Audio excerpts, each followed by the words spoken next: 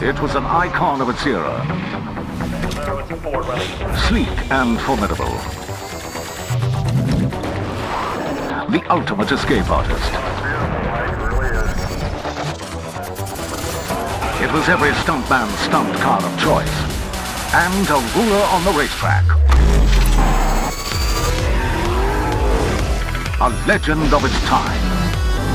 Ford just dropped the news that they have a new Capri in the works. Now, I've done a lot of videos in the past about the Capri. I've done the original Capri and another video about all the times they tried to reboot it. This is another time that they're trying to reboot it. So I thought you might be interested in what I thought about the new model. So here we go.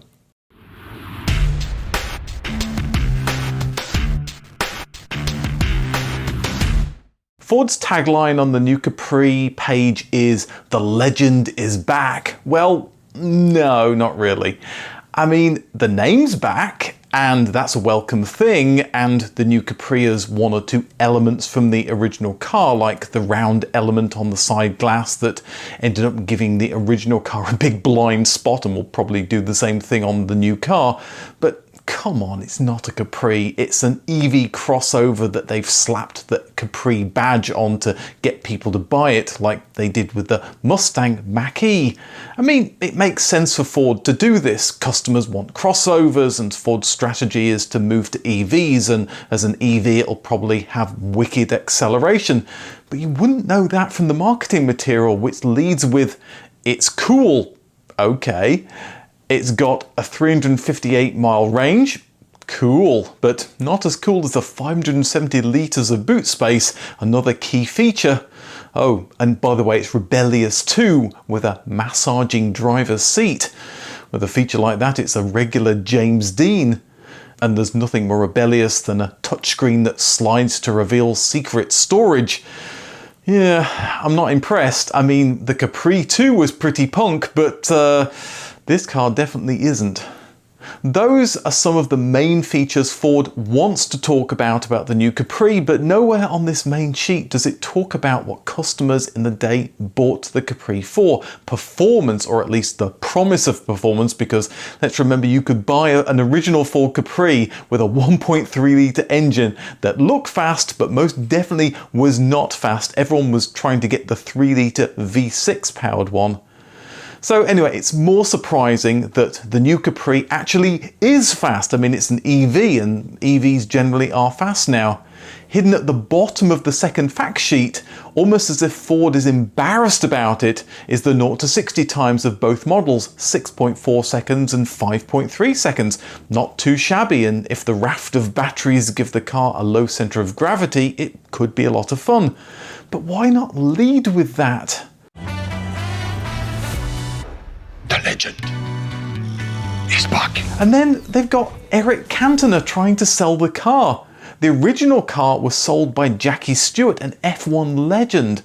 This is another cue that Ford isn't leading with muscle car power, but with practicality and other boring words. The new car is 35 centimeters, or just over a foot longer than the original car.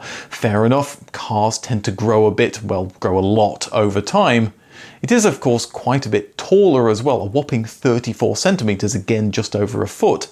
But what's surprising is the size when you compare it to the Mustang Mach-E.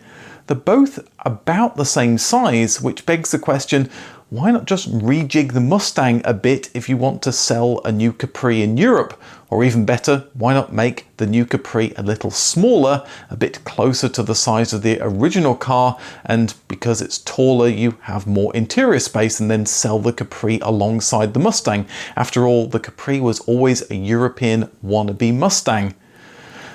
Okay, I'm bashing the new car quite a lot, but as I've said, this is a good move for Ford. They're making something customers want to buy, which makes sense for a company that's keen on staying in business.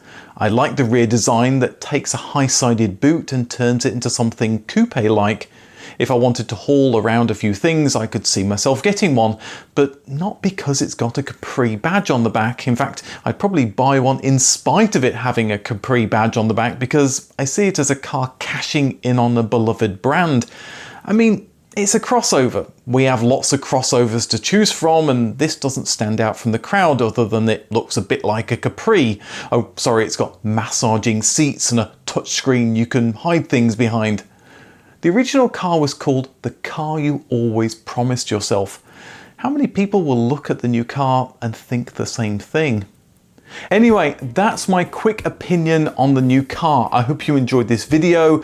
As I mentioned, I've also done videos on the original Capri and all the times they tried to reboot the Capri up until today, and there's links to both of those videos on the right-hand side. Thanks for watching, and I'll see you in the next video.